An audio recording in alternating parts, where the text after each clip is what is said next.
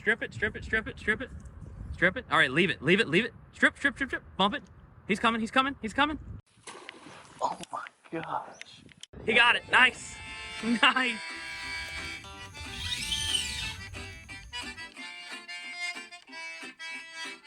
All right, y'all, we're back with another episode of the Redfish Podcast. I'm here with, again, Shane and Dave. We'll be taking you through pretty much anything we can think of in the world of redfish at this time, mostly focusing on Louisiana. That's where we're from. And we got a few more things this time. We're going to try and keep it around, focused around the different takes and different segments we do, but we're going to change it up, throw different things at you. On this episode, you're going to hear, obviously, our Conservation Corner segment. I'm going to dive into a little bit more of the Louisiana redfish stock assessment put on by the Department of Wildlife Fisheries for Louisiana. And I'm going to kind of give you a rundown in more of layman's terms to help people understand. I get a lot of people that ask me questions about, what does this mean? What does that mean? What does this mean for our fishery? And it is very confusing when you look at these graphs and charts, but I'm going to break it down a little bit more for you, kind of make sense of the matter.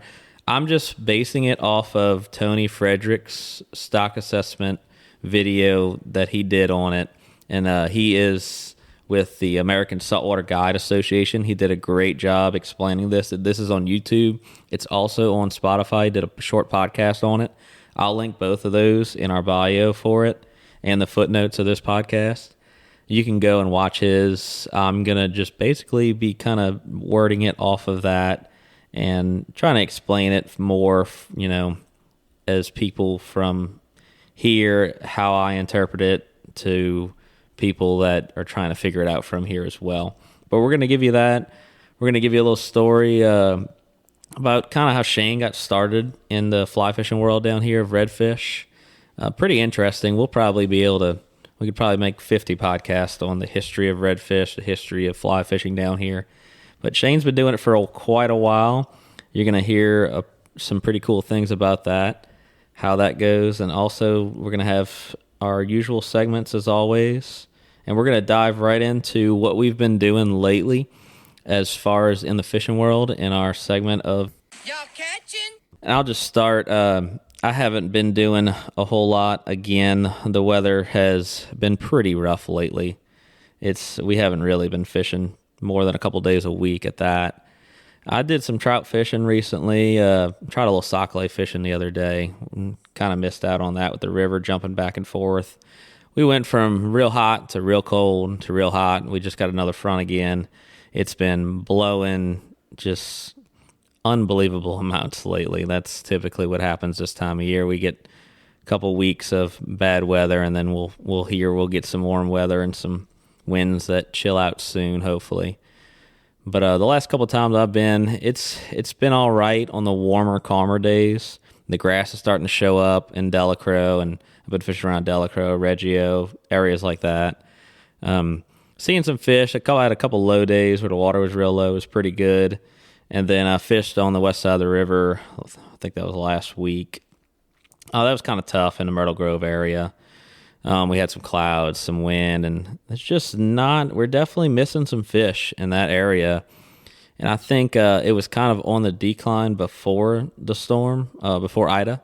But man, we were just talking about it the other day. Ida really did some severe damage to that Myrtle Grove, Lafitte area, and even south of there. And it was pretty rough as far as the marsh being shredded. But as far as fishing goes, it's I don't know if we had a fish kill or it's just kind of moved a lot of fish in the area. The pressure has taken a lot of fish out of the area. But it's definitely not been what it should be in that Myrtle Grove, Lafitte area. I'll go ahead and let Dave and Shane talk a little bit about what they've been doing lately and hear from them. All right, guys. Captain Shane Mayfield here. I've been doing a little bit of both. I mean, this time of year is kind of, transitional as far as going from, your late winter to your spring. And so I've been, doing some fly fishing and spin fishing as well. This past week, we did, fly fishing a couple of days, and fortunately the weather, came in, and a couple of days we just got ran off the water a bunch of days because the storms came in earlier than we had hoped for. Had some decent fishing, but when you got the weather coming in, it kind of runs you around and you don't really get to go where you want to go. So you end up going places where you kind of have to go. And so that kind of slows you down a little bit. But with that being said, we did manage to catch a few fish, as Ty alluded to. The water is starting to clean up a little bit around the grass. So if you can get in there when the tide's falling, you can find some clean edges. We managed to sight fish a few redfish, but it definitely, if we had better conditions as far as clouds and not clouds and clear skies and light winds, it would have been much better. Then I switched to later in the week. I switched to spin fishing down in Venice, and anybody who fishes the Venice area this time of year knows it all goes with the high river. The river levels, and the river was very high. It's very high now, and I think it's even bumped up more. We did manage to catch some fish, and it seems that the fishing's better when the tide's falling because it kind of pulls some of that water out the canes, and those fish will go to feeding on the smaller side, the smaller reds. And then as far as the big fish goes, we caught a handful of big bulls, as guys wanted to do, but it was challenging because the wind was blowing very hard, and it just made our jobs tough. But it's just kind of how it is this time of year. You get into those transitional periods, and if you just got to go with it. You just got to make it happen, and just watch your days and see when you can get out there and when you can't. And the fishing's been decent, and just the weather's an issue this time of year. I'll let Dave tell you what he's been up to.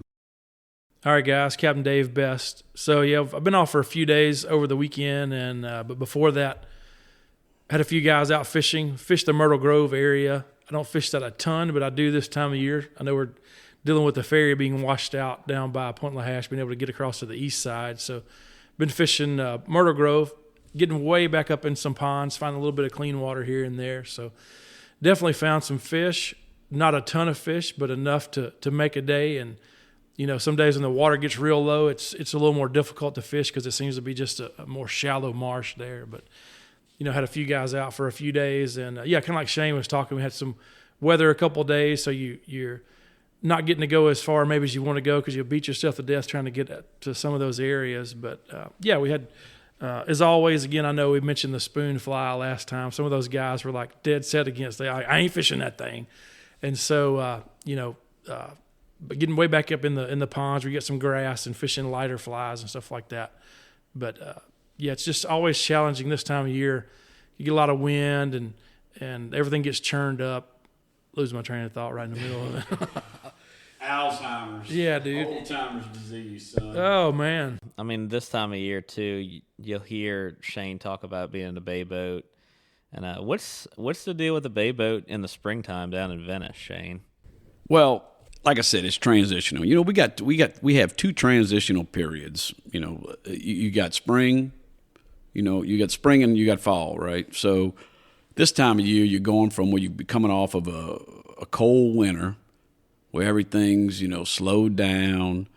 You don't have the bait fish in the marsh. Everything's kind of went deep, migrated out, what have you. Well, as it starts to warm back up, you start having that bait fish starts showing back up. It's always been, I've always said, that water temperature, 65 degrees and up is kind of your magic number as far as getting the fish to kind of get more active and, be feeding on a more regular basis. And so what you have in Venice, because of the dynamics with the river, if you're not familiar with the geography in Venice, you got the Mississippi River going right down the center of Plaquemines Parish. And as you get down to the end of the road in Venice, well, the river, the road stops, but the river continues on about, 20 some odd miles, the main channel, but then it spreads out into different passes. Well, that river water just goes, when you get a high river, that water just goes everywhere down there. It's fresh, cold river water coming from up north, from runoff, rain, what have you. So it's colder, it's dirty. So it impacts, it influences the fish's movements, where they want to be. So when you start getting all your wind blowing from all different directions with these late season fronts or what have you, you get north wind, south wind, east wind, west wind, whatever, all around the compass. And so you just don't know day to day, if the weather hasn't been stable, what you're going to be looking at when you get down there. And because of the water being up and cold, the fish, let's face it, redfish, they can tolerate redfish. Well, let's just say we're talking redfish. So let's say redfish can tolerate fresh water, but it's cold, fresh water coming down that river. So if you get the wind moving the wrong direction, you might catch fish somewhere one day, and then the wind shifts, and next thing you know, where you were catching them now is cold, dirty river water. Those fish just either move out. It could be a tide thing. You get a good rising tide, and that salt water from the Gulf will come up underneath the fresh water, and that's where those fish are at. They want salinity. So it's just real tricky, and you can say that for any time of the year, right? It's just tricky if you've got weather that is not consistent. You want consistent patterns of weather, and it makes the fishing better. So down in Venice, we got a lot of places we can go. But typically, this time of year, you're bay boat fishing, you're going to be watching the weather and seeing where you can go. You hope it's calm where you can go a lot of different places. But, you just get down there and you do what you can. You try to find your cleaner water up in pockets or your windbreaks. And sometimes, there's no use in getting out there bright and early, because if you got a low tide in the morning, it's better letting that tide come up and that good saline water getting in underneath the fresh water, and then the fish will start to biting. Or vice versa, if the water's real high, that fish may be back in the canes, or the little bit of bait they have is back in the canes, so maybe you got to wait till the tide starts falling a little bit. So there's a lot of running around and looking for them this time of year, unless you've got stable weather patterns, and then you can kind of catch them in a lot of different areas. So it's kind of transitional. It's going to get better. It's just you got to grind it out March, April, that time of year. Yeah, and that's kind of the thing. I mean, and Shane's talking about just going down south, fishing, spin fishing, stuff like that in Venice and in the big boat. And you're still limited by the weather. I mean, you still can't run to the end of the river and fish the damn rocks when it's blowing 27 miles an hour out the south, Yeah. Same with fly fishing, and fly fishing is a lot more weather dependent. We're trying to sight fish. Nobody's standing up on the bow making 80-footers in the wind. Not that an 80-footer is even useful down here. It's just fact of the matter. It makes it pretty tough. So we live for the pretty days this time of year, man. We live for the slick, calm, sunny days. I mean, we live for those days year round. But it really comes in handy this time of year, because the bad weather days are far more than the good weather days. Yeah, I mean, people always ask me, when's the best time to come? And I said, well, I've caught fish any given month of the year, any given week of that month. It's consistency. And then sometimes you catch them when you're not expecting to. I mean, I always tell people, I've gone out on days whenever I wouldn't have given myself a chance of catching anything, and been pleasantly surprised and caught a lot of fish.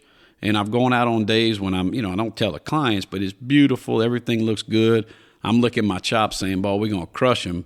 And you can't buy a fish, and that's spin fishing and fly fishing. You go out there on days when it's calm and sunny, and you're saying, man, this is it. We're gonna smoke them today. And you're poling around, and here comes around noon, and you're like, uh-oh. And you feel where are they at? Because I've been looking everywhere I can see, and I don't know where they went. So it's fishing, right? I mean, that's what people got to remember as guides. We do this. We're probably better fishermen than the average person, because obviously we love it. We gravitated toward it, and we do it for a living. But we're out there all the time, So we're out there every day, and that gives us an advantage. But the fish can be a worthy adversary.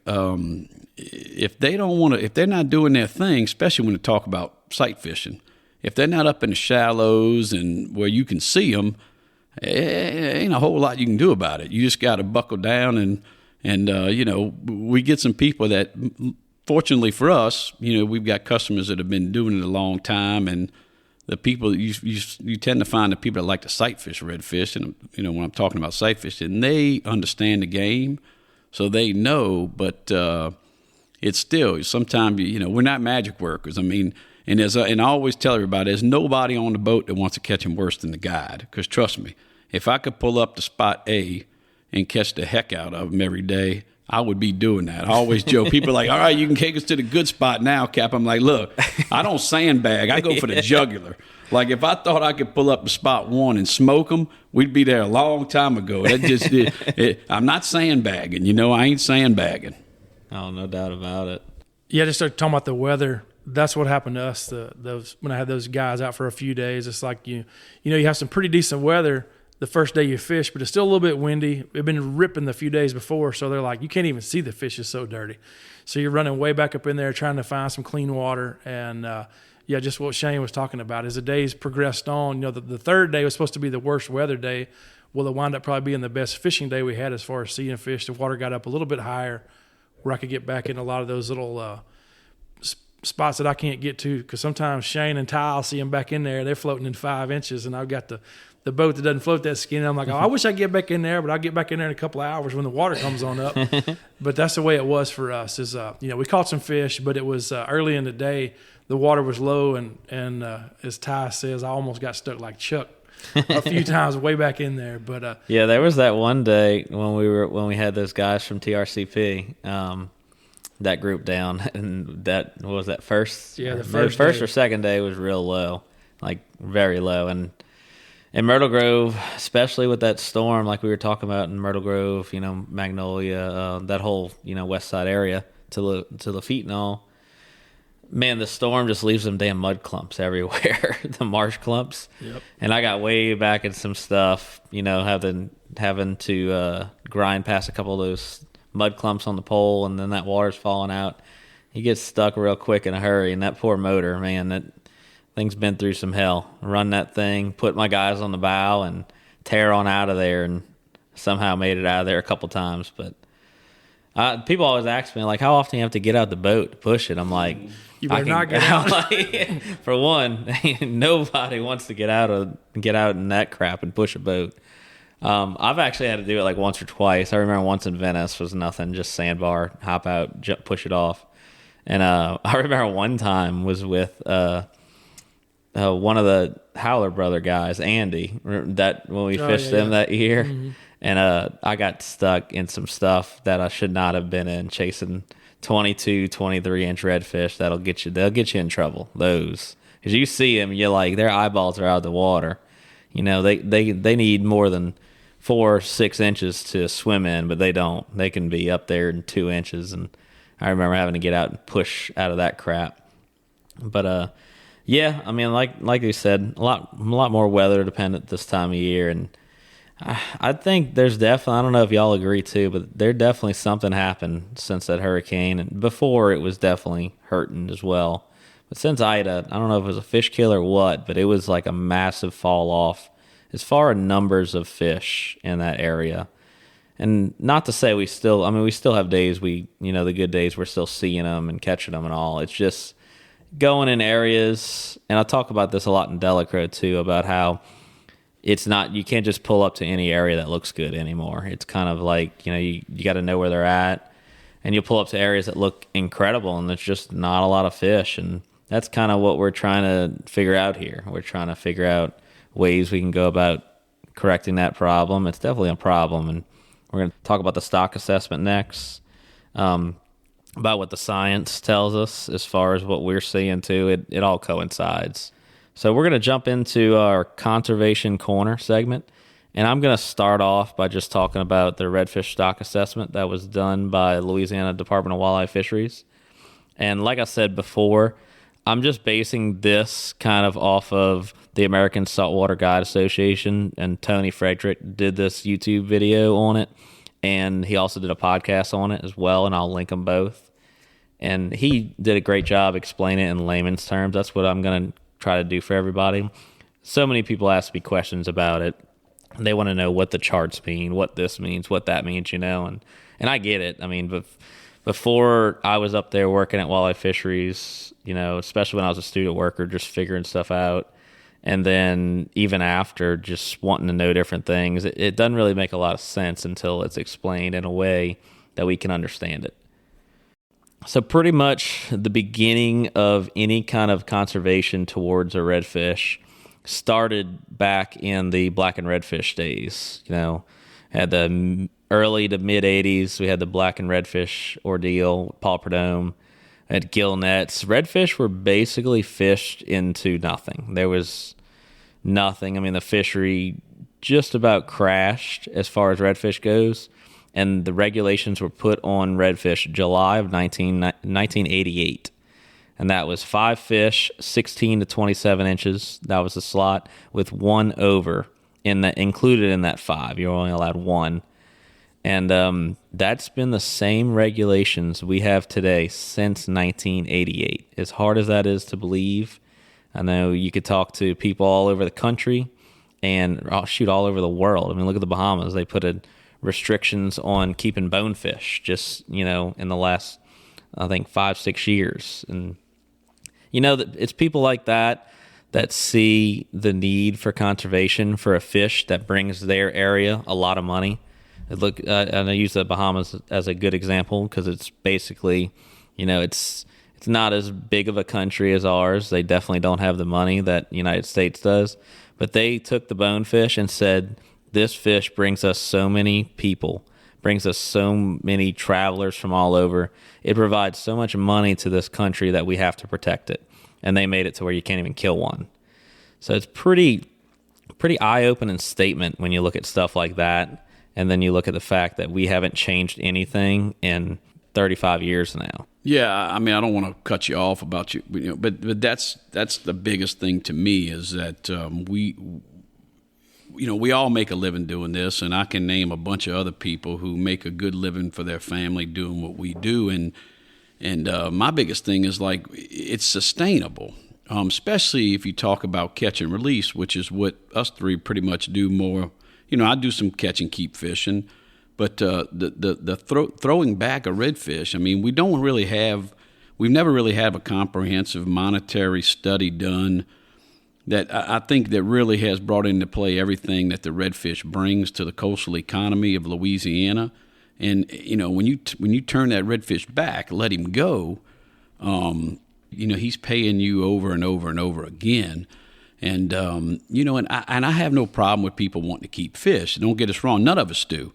None of us have a problem with people wanting to keep a few fish. This argument, I won't, like I said, I won't be long with it, but the argument that, well, if you don't let people come and catch box loads of fish, well, that's BS. Because let me tell you, and I may have said this before, and I'm, like I said, I'm a creature of habitat, and I end up, talking a lot of, saying things a lot over and over again. But if you coming down on a charter trip and you're saying, well, I need all this meat to feed my family, well, at the rates we charge for a charter trip, you need a financial advisor.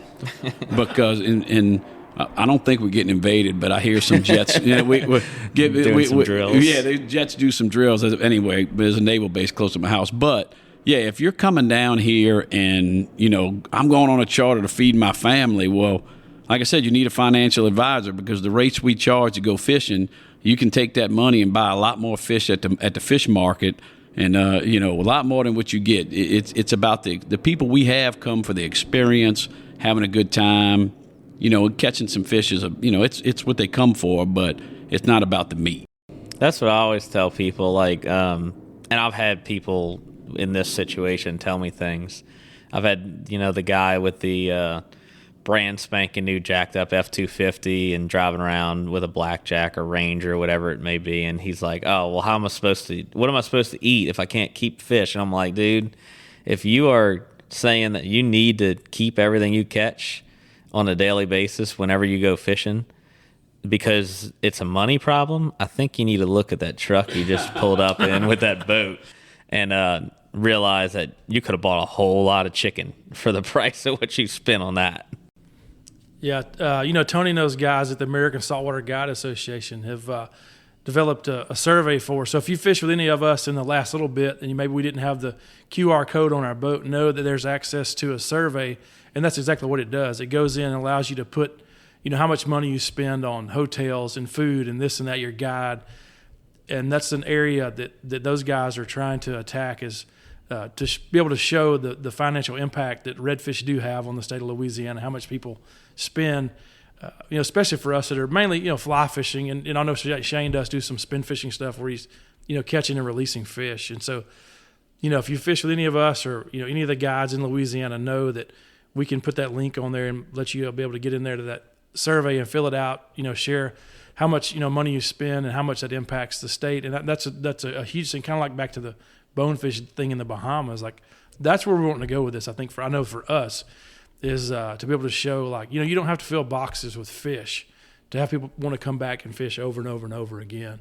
There is a huge financial impact that does take place on the state of Louisiana for a lot of guys who never take a single fish home with them. So that's the thing. I mean, and what Dave's talking about, that survey that the ASGA did, anybody who's curious about it, who's fished with us or guides or anybody in general that's been fishing here, especially if you're not from here, we're trying to figure out a price, a dollar bill amount that a redfish brings to the state of Louisiana per fish. How much is that fish worth to the state of Louisiana? We think it's far greater than what anybody treats it as. It's definitely far greater than what the fisheries policy has treated it as since 1988, for sure. Especially the past 10 years with fly fishing, sight fishing. I mean, the amount of people that travel down here to catch a redfish, they're just worth so much more than the way they are treated down here. And we'll get that link up. I'll have it. Dave has it. We're going to get everybody using it as soon as we can. We're trying to get a really good grasp on it before that May meeting, when we hopefully will see some redfish results at that Walleye Fisheries Commission meeting as far as the stock assessment goes, and maybe even get a vote on a limit then. I mean, we're kind of shooting in the dark, but hopefully we can get stuff organized for that. But I'm gonna jump right back into the stock assessment and just kind of go over some stuff for it. Regulations haven't changed in over 30 years now, so that's kind of what we're sitting at for that. All right, so I'm gonna go over the two things you're gonna see those charts for that everybody kind of questions and wonders what it means and what it's about. The first thing you're gonna see a lot of is spawning potential ratio. So that measures how many fish are available to spawn, redfish are available to spawn, or how many would be in the, absent of the fishing pressure. So it's basically saying, like, take out all the fishing pressure, a virgin fishery that's untouched by mankind. That's what the spawning potential ratio would be. And then they have a limit, a lower limit. When it gets below that, that's when a problem is presented to the walleye fisheries. And then they have a target that they try to be at, which is 30% is the target, 20% spawn SPR is the limit, the lower limit. And they try to be above that 30% spawning potential ratio. So that's just, the fish in our estuary that are available to spawn. So your bigger fish. And then the other thing you'll hear is juvenile escapement rate. And that's basically how many juvenile redfish are able to get out of the system. I say the system as like out of the juvenile stages to spawning stages. So that's the fish that are 4, 5, 6 years old. It's them. It's what's the escapement ratio of them leaving that age group into the spawning mass. So that's basically saying, like, we're trying to get to a number of small fish in the system. We have a target number of that, and that's at 43% is the target for that. 30% is the lower limit for the juvenile escapement. So we're trying to be above that 43% escapement rate for redfish, the small fish growing to spawning size. And then for the big fish spawning, we're trying to be above that 30% target of the spawning potential ratio. So I'll go with the SPR projections, and you'll see this chart in the video if you want to look it up. That video I'm going to link it to. And this is pretty much where we want to be in the spawning potential ratio projections and you'll hear us use, percentage of reductions on our fishery as far as how many redfish to keep or, size limits, stuff like that. Pretty much what we want to be at to benefit our fishery is somewhere above a 50% reduction. So you factor in a 50% reduction, that is more like where our spawning potential ratio gets back up above our target, as well as our juvenile escapement ratio gets our percentage gets back above our target in a smaller time frame.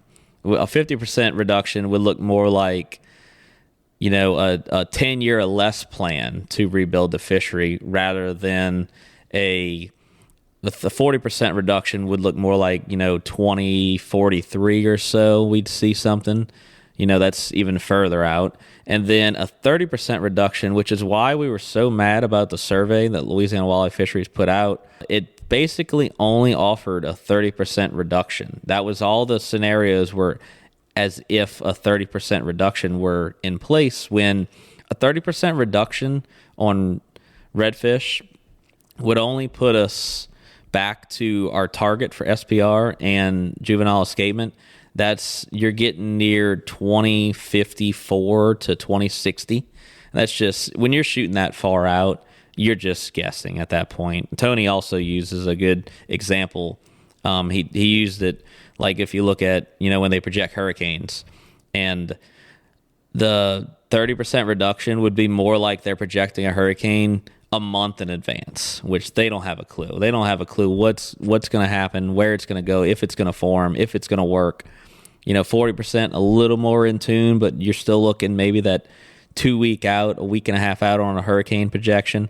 50%, we know it's going to happen pretty damn well based on models and history of redfish down here.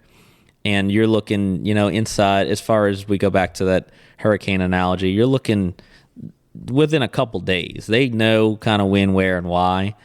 And when you get that above 50% reduction, it's really going to help within, the next 10 years, or even fewer, really within the next 7 years. And that's why we want to see a reduction of that percentage, just because we want to see a change now. We don't want to see it in 50 years. And, what's the point at that point if we're trying to do something in 30 years? How many things are going to change by then? And why wouldn't you want to give up a little more now to have a whole lot later? I don't really know who would disagree with the fact that we can rebuild the fishery faster rather than, 25 years down the line.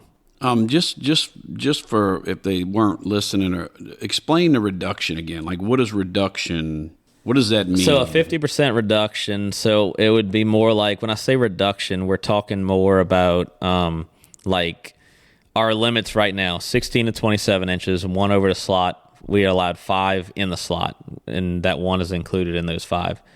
So the reduction's basically what our limits would change to. So so basically, in other words, reduction, reduce. So you have to reduce the limits from what you have now. You have to drop those down. Mm-hmm. And so when you say, so how do you base your 30, 40, 50 on right now? You can keep 5 redfish, 16-inch minimum, 1 over 27. So it's just a reduction on that. It's a percentage reduction. If you just broke down the math, it would just be straight up percentage. But it is, for people who are trying to visualize it, a 50% reduction. So let's start lower. A 30% reduction would be something along the lines of like 4 fish with the same slots and possibly even an over. Not really going to do much. Yeah. 40%, you're looking more along the lines of 4 fish. We'll probably tighten the slot up a little bit. Maybe something along the lines of probably 19 to 26 inches or something like that.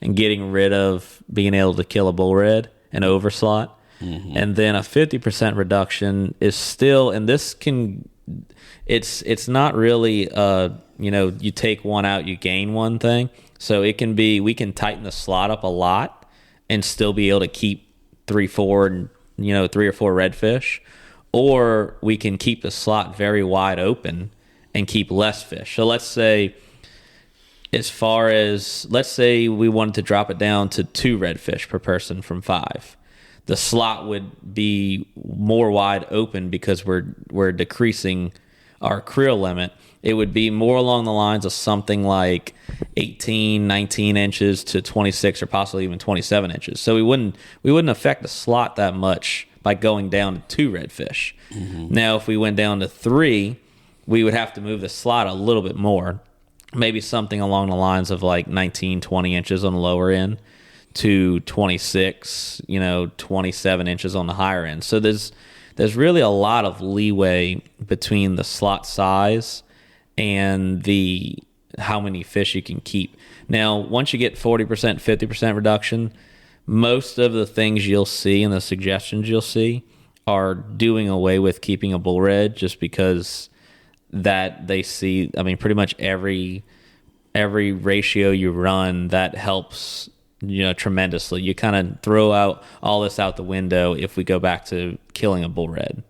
Yeah, so basically it can get confusing unless you use these terms a lot and you're familiar with fisheries management. But basically, the department has come out and said, okay, look, we're not overfished. Redfish populations are not overfished as of now, but that they are trending that way. So we have to do something about it to keep it from being overfished.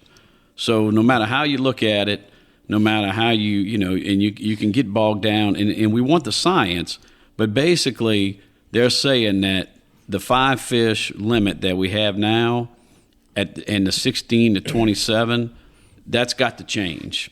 And correct me if I'm wrong, but if you want more fish, you got to have a smaller size, a tighter slot. And if you want less, want less fish, you can have a bigger slot. Mm-hmm. But you can't have both. No, it's the way it works. You can't you can't have everything. So you've got to change it.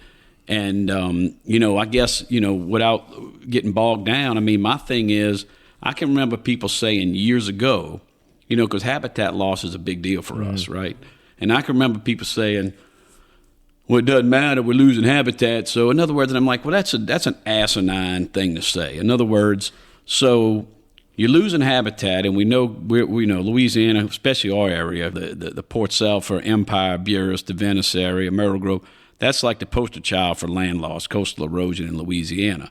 So these guys were saying, well, we're losing land so much, what does it matter? Well, like I said, that's a ridiculous statement. If you manage for what you have, we still have a lot of habitat. I've seen places where the habitat has not changed that much. We just don't have the fish, and that's because those areas have seen increased pressure and whatnot.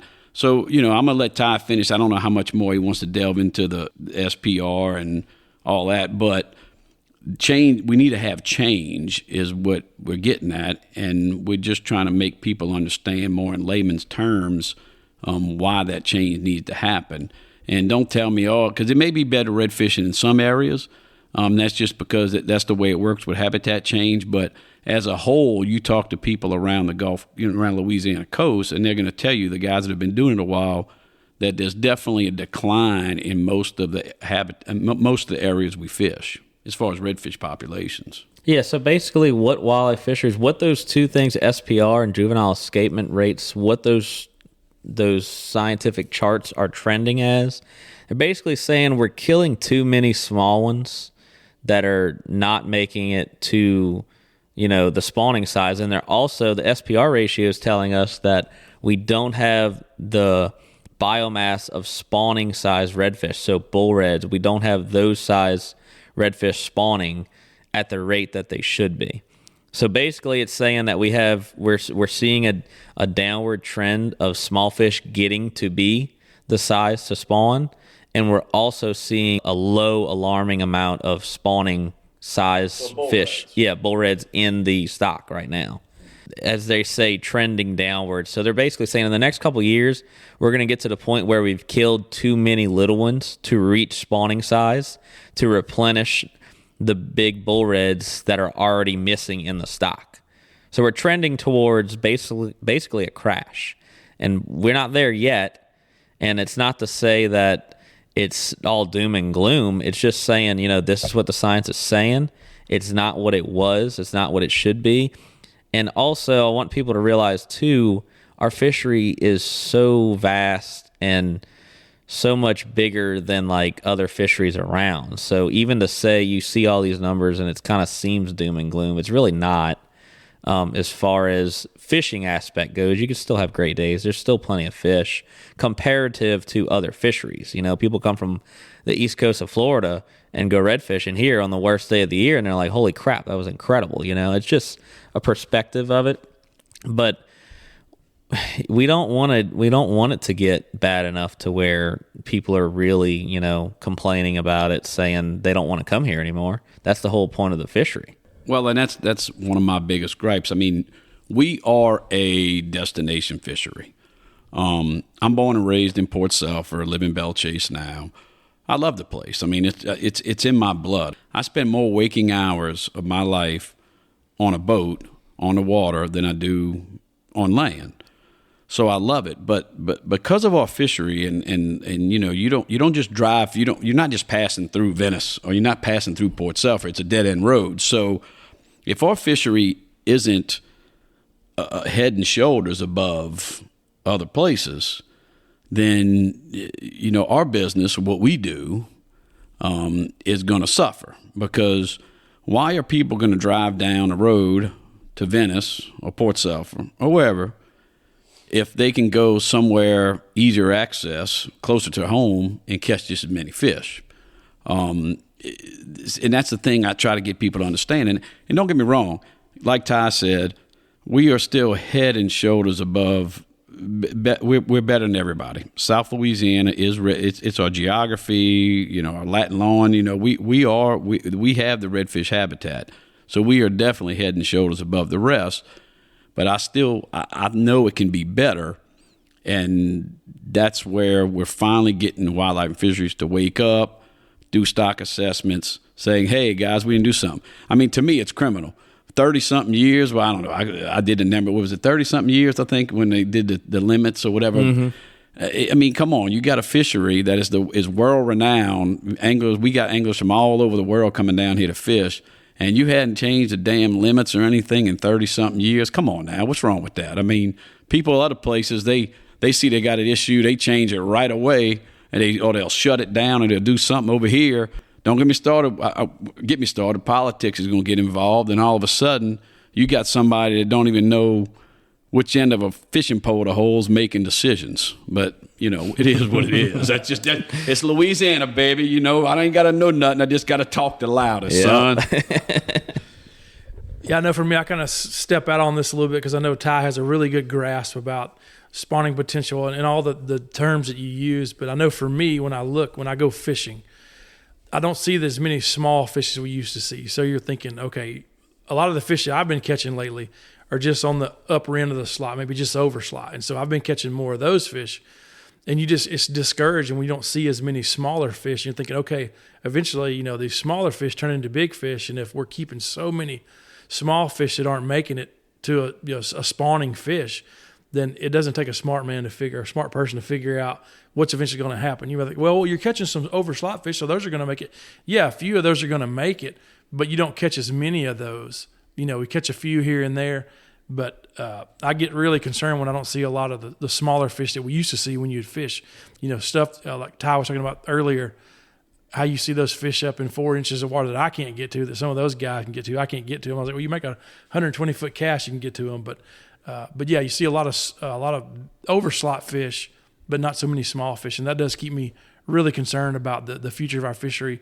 And one thing I never understood since I moved here is why they would allow you to keep one fish over 27 inches. So if you're considering those fish, that are going to become the spawn, the brood stock, so to speak, I never understood why you could keep one fish over 27 if they think, okay, well, those are ones that are headed to spawn. It just makes no sense to me why you could keep one of those. Yeah, I mean, it's no doubt. I'd always tell people I never understood the keeping a bull red thing. I mean, I guess, something happens to it. It gets gut hooked or something, and somebody's like, oh, it's better than throwing it back. I'm like, well, fish have been dying for a whole lot longer than we've been around. Mother Nature takes care of it.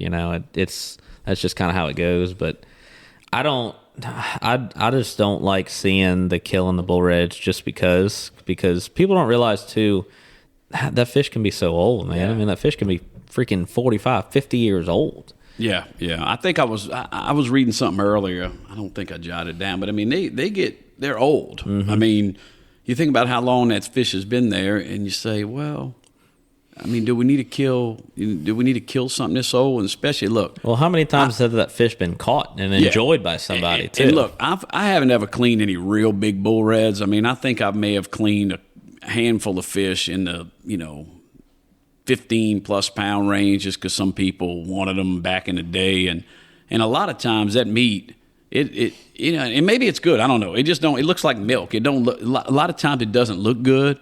And, so I'm saying, man, why you got to keep those things? And look, hey, other places, like along to the west of here, we never really kept a lot of bull reds down in Venice. Even when back in the day when I started, it was a lot of spin fishing and catch and kill. But over to the west, they did all the time. I mean, and you still see those guys where you still see Facebook and Instagram, crack crab, and they'll have a big old bull red for every customer. I mean, a 25 pounder. And I'm thinking, what the. And hey, like I said, if you are out there and you are having to feed your family with that bull red, then man, keep that fish because it's legal, it's in your right to do so, right? I mean, and I get it back then, but that's not the case with a lot of these charter customers. I mean, it's not. So I'm thinking, and that's what we talked about. Your bull reds, if you cut out keeping those, then it may get us closer to where we need to be on the stocks. But that doesn't address the smaller fish. So if you're letting go bull reds, well, they only live for so long. And what happens if all of a sudden you get some kind of, I'm playing doomsday, I'm playing, devil's advocate here, but what happens if they get some kind of disease or something, all of a sudden your bull red populations die off, then you've got nothing to replace them, and then you're really trying to get from behind, and it's scary. You got to hit it from both ends. That's my opinion, right? I mean, and like I said, I'm out there a lot. I've seen the changes. I've seen the decline.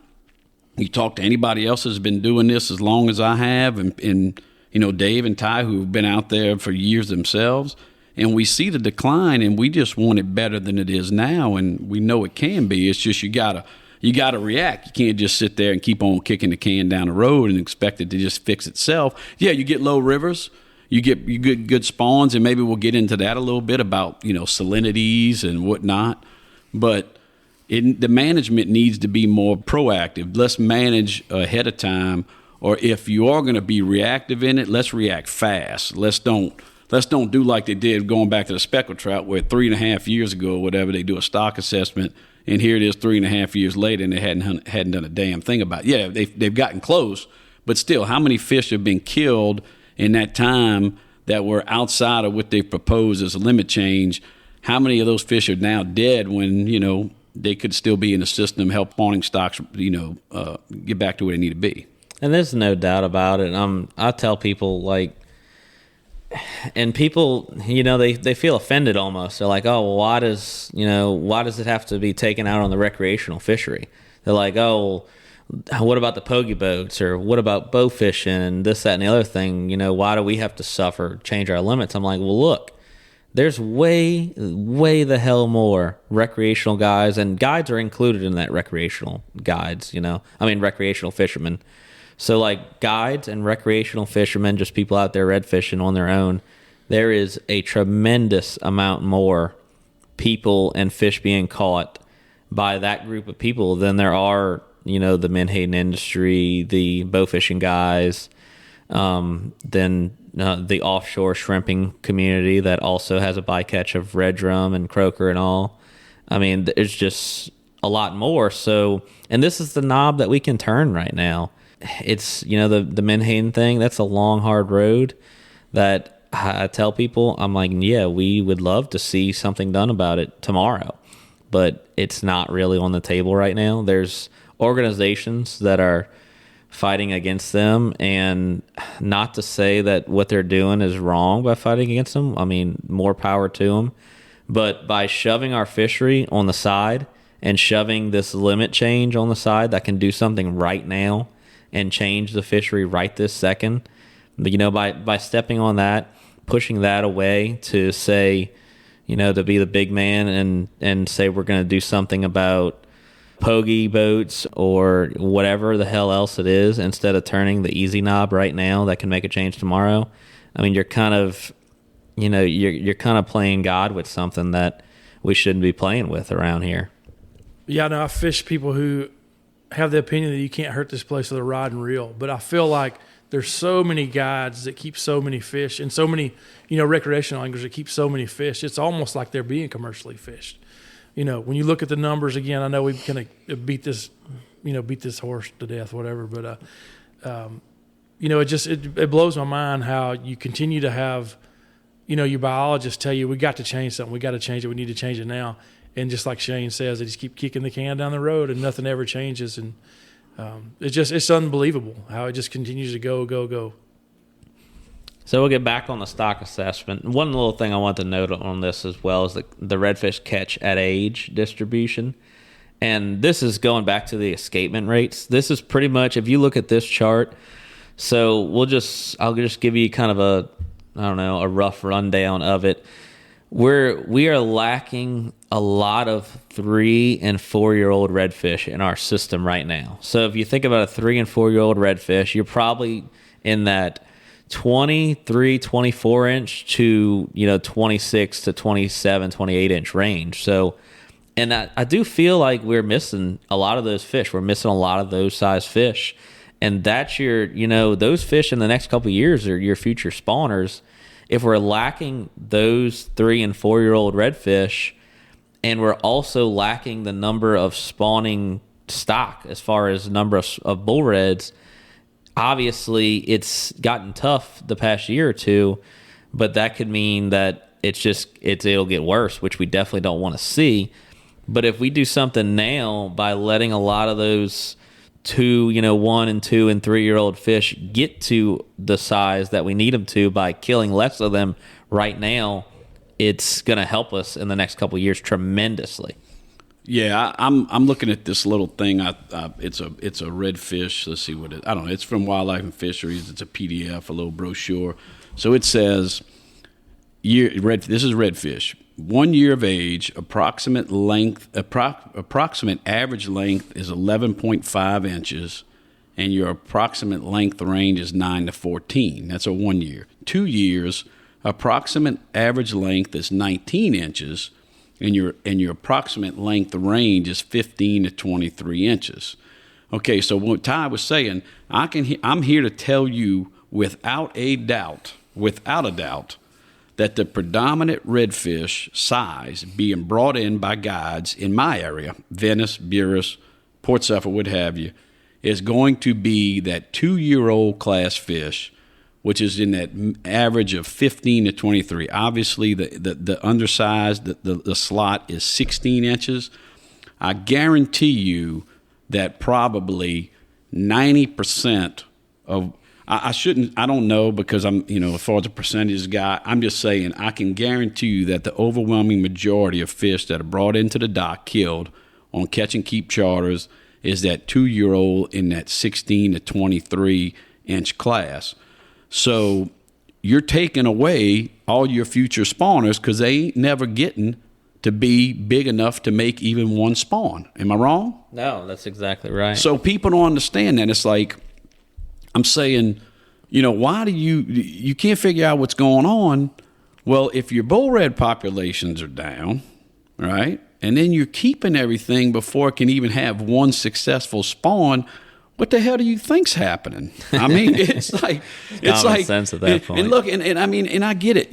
People may not think about it, but that's one thing I wish, in the meetings I wish the Wildlife and Fisheries had more community. I wouldn't say community outreach, but look, let's explain this redfish because I've been doing this my whole life and I got theories, but I don't know exactly and I'd like to do. We'll talk about that one time. How does a egg that is fertilized out in the passes at the Gulf of Mexico end up with a redfish 15 miles inland up against the back levee in the marsh? Mm-hmm. I mean, that to me is a mystery. Like, how does it get there? I mean, I know it comes in with the tides, but I don't even know if anybody can tell you that. No. So if we don't really know the biology or the life cycle, really. So maybe people don't understand. It's a little more complex than we might think. But to stop, I mean, hey, we're killing the fish before they can get to be big enough size to spawn, and that ain't gonna end up good. I mean, at some point, it's gonna be bad. No, right? I mean, basically, and you're saying exactly what the science is saying in a numbers and graphs format. I mean, it's saying that, we have killed over the past really 10 years, I feel like has been the worst. We have killed redfish of the size and at the rate to where it is damaging them. We have focused, as far as people killing fish down here, it has been focused on redfish in that slot at a bad enough rate to where we're harming the fish that get to see spawning size, which is hurting our spawning ratio of fish. And also we've had, an alarming amount of bull reds die off in that biomass as well, due to numerous different things, due to us, due to the menhaden reduction industry, due to offshore shrimping, due to just people killing bull reds, and you partner that up with having a few bad spawns, and that's what Wildlife Fisheries is trying to tell us. It's say, hey, we've killed too damn many the past decade, or whenever that time frame may be, and we've had bad spawns, so now we're kind of hurting. We need to do something. We need to change us and what we do, because we can't say, hey, Mother Nature, how about a really good spawn next year? Yeah. How about you give us like double what we got the year before? It don't work like that. And hopefully it never works like that, because I feel like then we're getting, like I said before, you can't play God with our fishery. You got to let it be. And like we said in the previous podcast, they just need a break, man. The fishery just needs a break. It's been shown that any break it's ever gotten, they've come back strong. Shane talks about days after Katrina.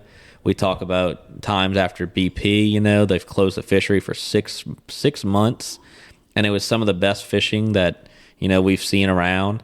It just goes to show you that a short break, and what I was saying earlier too about the reduction on the slot and the creel limit, I just pulled up the chart right here. So this is how little we have to do something about our fishery, and I'm just using a 2 and 3 fish creel for this, and to that, this is a 50% reduction. This is what it looks like. So if we're sitting at 3 fish, we go from 5 fish to 3 fish, we just bump up the 16-inch lower side to 19 inches. So it's 19 to 27 inches, same upper slot, no bull red, 3 fish. That's a 50% reduction.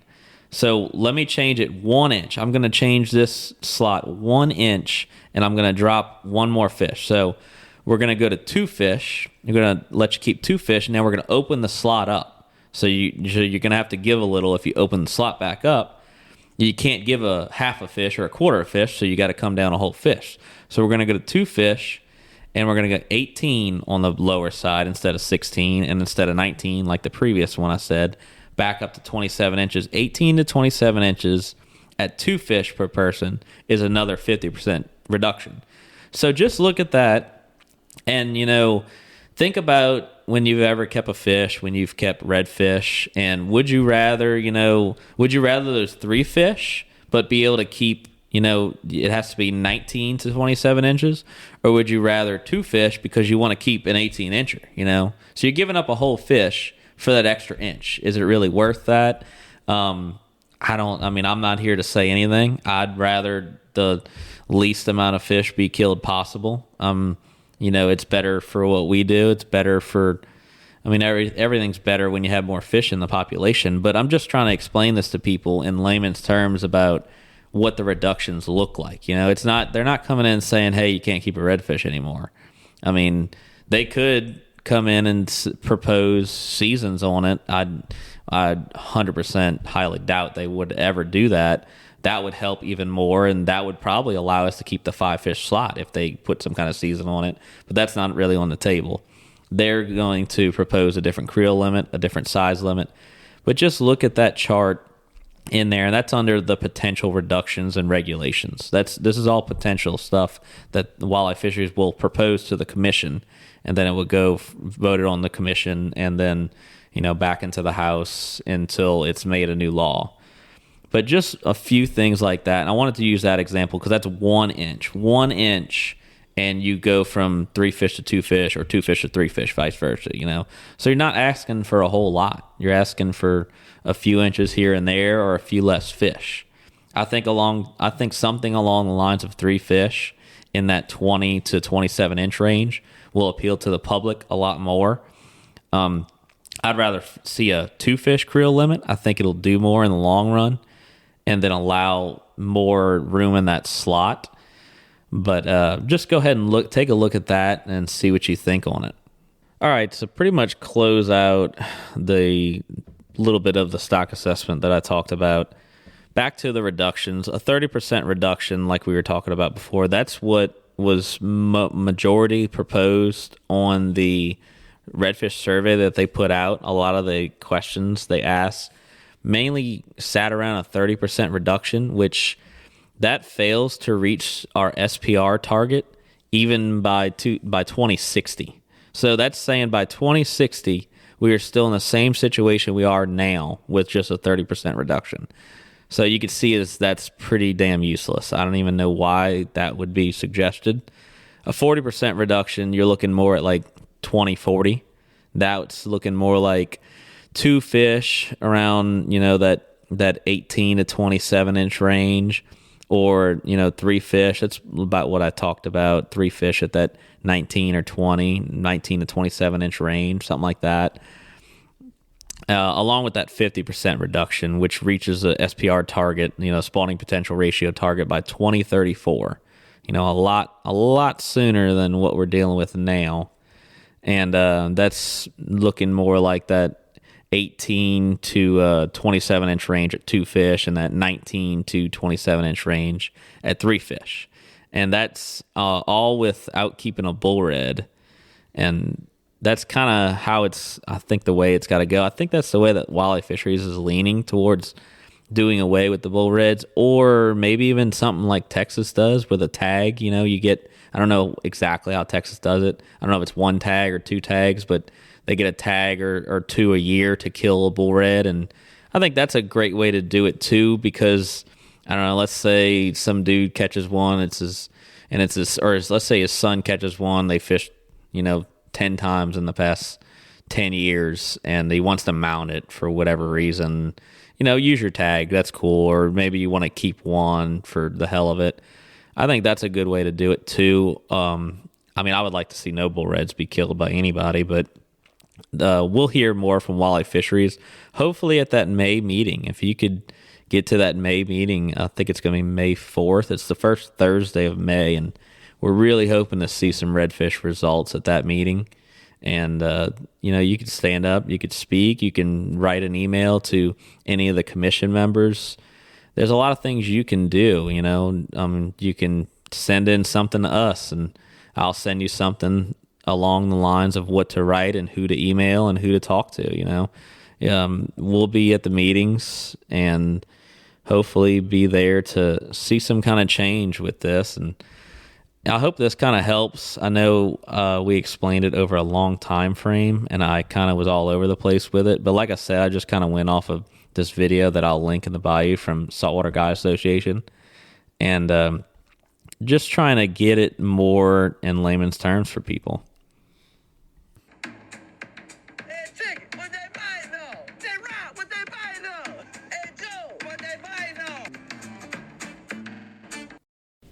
I know each podcast we talk about different flies that we use, and some of that depends on the time of the year. I know for me, when I first got into this deal, we didn't fish with really big flies like some of us fish with for now, because we weren't, I wasn't fishing definitely for bulls when I first started doing this. I know as I've done more bull fishing, I've stepped up the size of my fly and stuff like that. But I know for me, the first fly I ever fished with was Enrico Puglisi Redfish Special.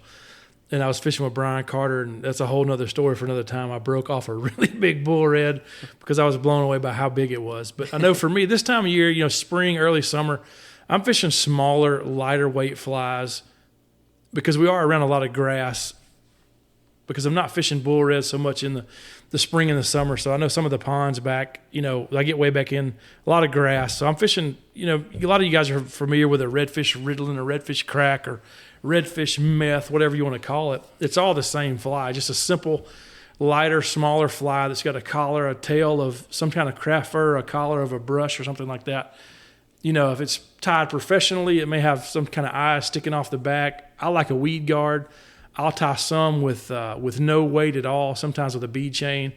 And then if I know, we might get in a little deeper water where there's not much grass, I'll tie something with a smaller lead eye. But yeah, that redfish riddling, redfish crack, if you don't know what that is, just look it up. It's all over the internet. It's just a small, 2-3 inch fly.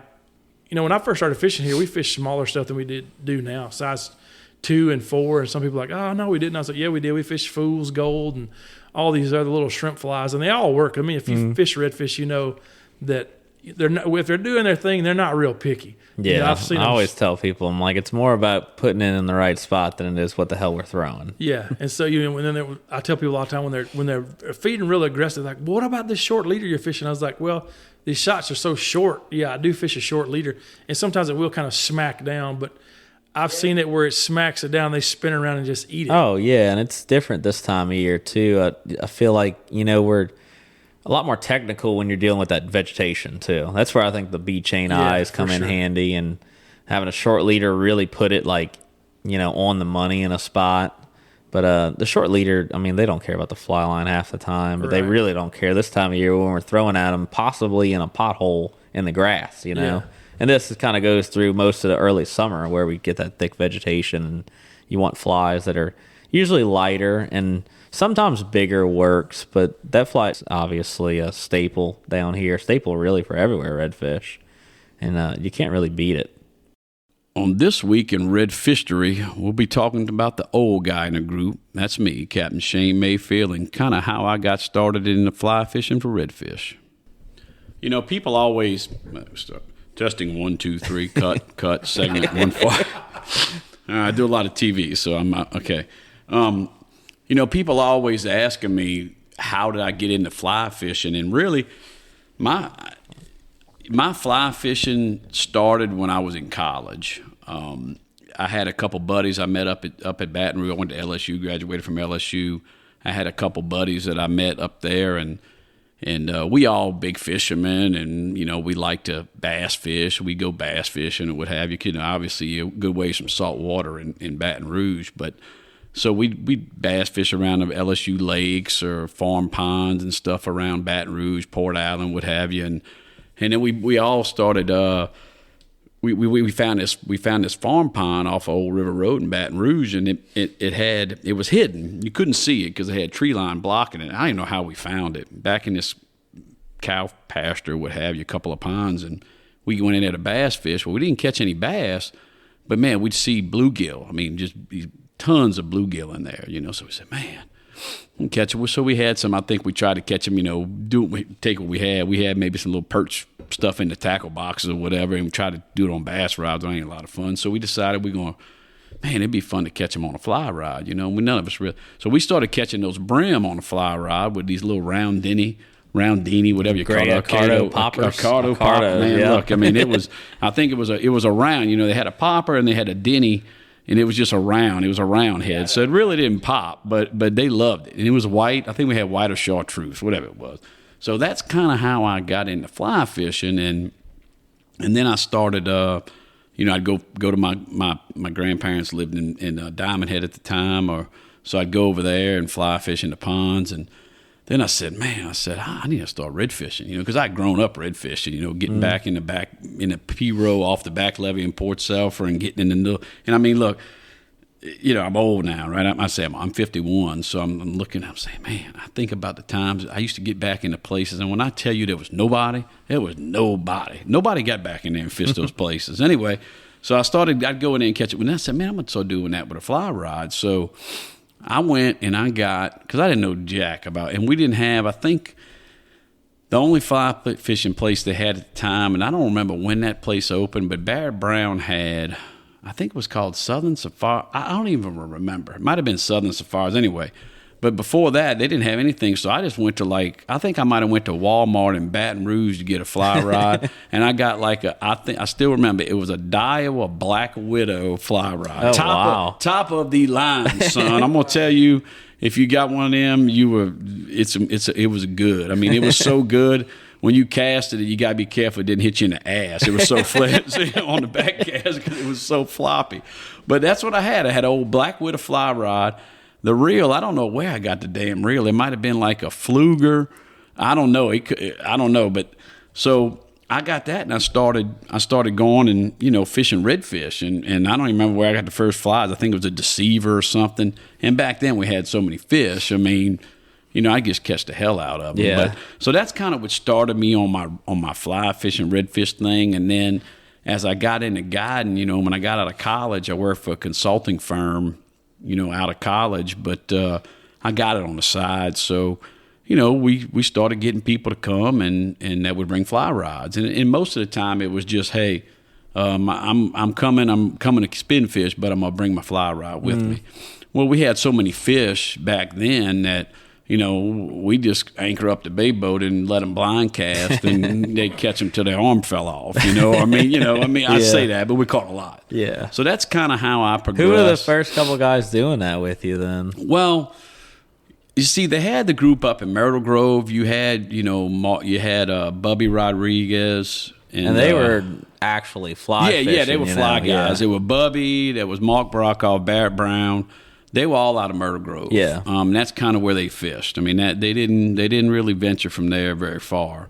And so I'd say they were probably the first ones that I knew of that did just fly fishing only up in that Myrtle Grove area. And that was in like the Go Devils and all that. Yeah, Go Devils and all there that. There were no skiffs. Yeah, no, they were in Go Devils and flatboats and then we would go down river and catch them. I mean, I can remember.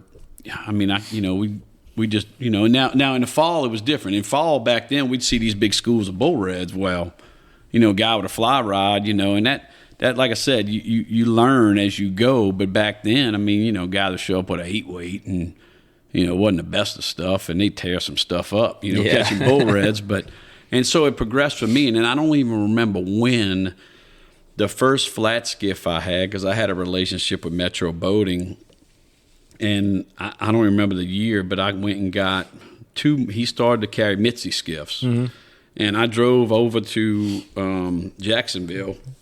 I drove over one morning to Jacksonville and picked up 2 Mitzi skiffs. We had them tandem. So I towed them back. So I drove to Jacksonville one morning. Me and my brother got up, I don't know, whatever. Drove to Jacksonville. We got there. They wasn't ready yet. So we went and ate lunch. Went back over there, hooked him up, and drove all the way back to Louisiana.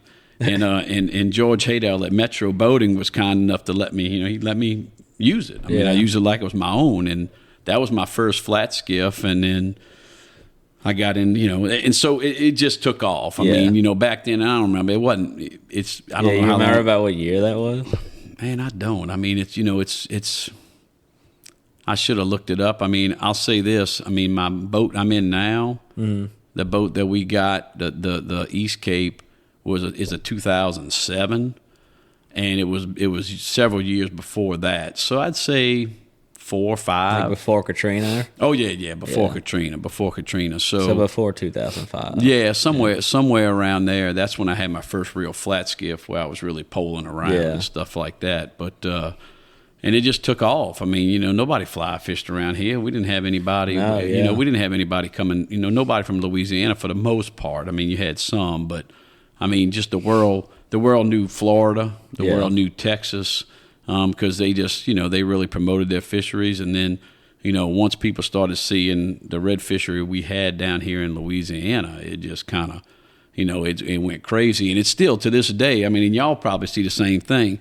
It's unbelievable to me that there's people who travel to fish around the world and they've still never been to fish redfish in Plaquemines Parish or South Louisiana. And I say to myself, they go to Florida, they go to Texas, but because of how we're located and because even though it's hard to turn on the TV nowadays and not find somebody or some show about Venice, Louisiana, or Hopedale or wherever. it's still people that just haven't been down to fly fish in South Louisiana, and that's what, you know, that's why we started this podcast, because we realize how special we have it here. I mean, how good it is. And, you know, I've said it, like I said before, I've got guys that have been fishing with me for 20-something years, and they've seen the changes, but they still always tell me, look, you know, maybe it's not as good as it was, but it's still the best place to come in the whole world of redfish. Oh, absolutely. So you got to keep that in mind. But so that's how I got into fly fishing. I love it. I mean, it's all people all, you know, you either like fly fishing or you don't, right? And people always like, there's some people like, why do you want to go through all that trouble? Well, you know, it's like gun hunting, bow hunting versus gun hunting. Mm-hmm. If you're to give it an analogy to hunting, people who hunt, you got to be a little closer. You got to you got to have a better shot. You got to, you know, present. It's a tougher. It's just a little bit harder, and it's a little more rewarding. It's a little more intimate when you're in the little skiff, you know, down in there with them. And, you know, and I always say that, don't get me wrong, you know, everybody sells the bull reds on the fly rod, right? Bull reds. You look at the grab and grin pictures, and we all do it. I mean, you know, I don't know how y'all, I ain't good at it like that. I mean, some of y'all make them damn redfish look like they're 8 feet long. I'm like, that damn redfish, damn, mine's 25 pounds. That one looks like he's 150 pounds. Well, I want to know where you catching them, because them some bitches are huge, you know. But I mean, it's huge. No one catches one as huge as me. I'm the greatest. But anyway, you know. So I'm saying to myself. But anyway, That's but let's face it. Yeah. Well, it's that damn. You know, it's that telephoto lens, long, whatever you got. But anyway, but to me, when I'm in that marsh, in that shallow stuff, back in the stuff, catching those slot reds, that's Louisiana redfish. Oh yeah, and you know what I'm saying? Favorite. I mean, if it's up to me and I'm getting one shot at a big one or two shots at a big one versus 20 shots, I'm going for the numbers, because the best part of the whole thing, I got him, right? Yep. That watching him eat, watching him come at it, saying I got him, that is the deal. And if I can do that 20 times over one or two, I'm going with the numbers. But yeah. I've always told people, I'm like, bull reds were made for Instagram, and slot fish are made for the people that really enjoy it. You know? Yeah. And don't get me wrong. I mean, I'm all about it. Like, if you want to do that, I'm good with it. I mean, for sure. I know it. You know, I mean, you know, I know what I'm doing. I mean, if you want to go bull red, but I'm gonna tell you like it is. Hey, these are the conditions we got. We might get one shot, and hey, maybe I'm wrong. Maybe I get surprised. But yeah, and some people, they're like, all right, that's all I want. Yeah. You know? If they get one shot at a 25 pounder, that's all I want, and that's cool. But you know, I really enjoy when people are like, what do you think will be the most productive today? Yeah. I'm like, well, look, we can go and look for some little fish crawling with their eyeballs out the water, and you know, have some fun with them too. Yeah. You throw some poppers at those fish sometimes. You catch them. Sometimes they'll eat it 3 times. It'll come out of their mouth, and you catch them again. And sometimes you're doing that, and then you're like, oh, look, there's a 25, 26 pounder crawling in 10 inches of water somewhere. I'm like, well, it's pretty damn cool, you know, or a big drum, or and sheep's head or something. And also, I know y'all all feel the same way as I do. And I always got, you know, I hear horror stories about guides in other places, like the Keys particularly. And look, and hey, maybe it's a bad rap, because I don't know, because I've never been, but I hear a lot of horror stories. But I can tell you, at least, I know the 3 of us and most of the group that we have that fish together, you know, it's about having a good time. I mean, we're not gonna, you know, we're not like, you know, oh, you know, damn, you blew that one, or, you know, because I hear it, right? I mean, I hear about it. And so I can tell you, all the guys, all of us that work together, we're easy. We want the customers to have a good time. So, you know, don't be intimidated if you never fly fish for redfish before and you're scared, you don't know what you're doing or what have you. Well, don't be. I mean, give us a holler. You know, if you got questions, you know, give us a holler. We'll answer them for you. Because it really is fun. It's a fun way to catch them, and it's rewarding when you do get it. And you know, with a little bit of practice and a little bit of patience, anybody can pick it up. And you know, I love it. I just wish the weather was beautiful for it every day and make my job easier. But hey, even when it's tough, you know, we usually can grind it and we'll make it happen. You know, but yeah. So anyway, without getting all off track, I started fly fishing a long time ago, and I love it as much today as I did back then when I first started. And I'm just hoping we can, shed a little light on some of the obstacles our fishery is facing and make it better. And I hope when I'm old and gray, I can still see people going out there catching redfish on the fly in South Louisiana. All right, y'all. Thanks for listening to another episode of the Redfish Podcast. Hopefully you'll be with us for future episodes. I'll have the links posted for that YouTube video that Tony Frederick did with the American Saltwater Guide Association on the Louisiana redfish stock assessment done by Wildlife Fisheries. I'll also have a link to the podcast he did if you want to listen to it, posted about it. And feel free to send me any kind of questions you want. I know it's kind of all over the place with explaining that. I was just trying to get the meat of it in the most simple to understand terms for people. I get a lot of people that ask me questions about what does this mean? What does that mean? And I just try to take the most confusing things and put it in a little bit more simple terms for people to get. I mean, it's a lot when you look at it. It really is. But feel free to ask me any questions on that. Send them into TheRedfishPodcast at gmail.com. And also feel free to tag us in anything and use that hashtag #OneForLouisiana. And hopefully we'll see you next time. And in the meantime, throw one fish back, pick up a piece of trash in that marsh, help out a friend out there, and we'll all be living in a better place at that point.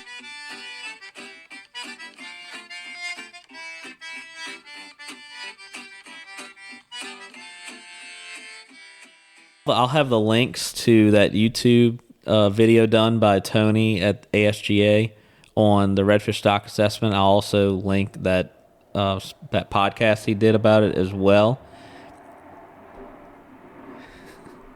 It's just going to keep going. And I'm proud to be in America where at least I know I'm free. And I probably stand up. I don't know the words, but something like that. Lee Greenwood, I'm channeling you. We'll have to do it again, Ty. Yeah, I know.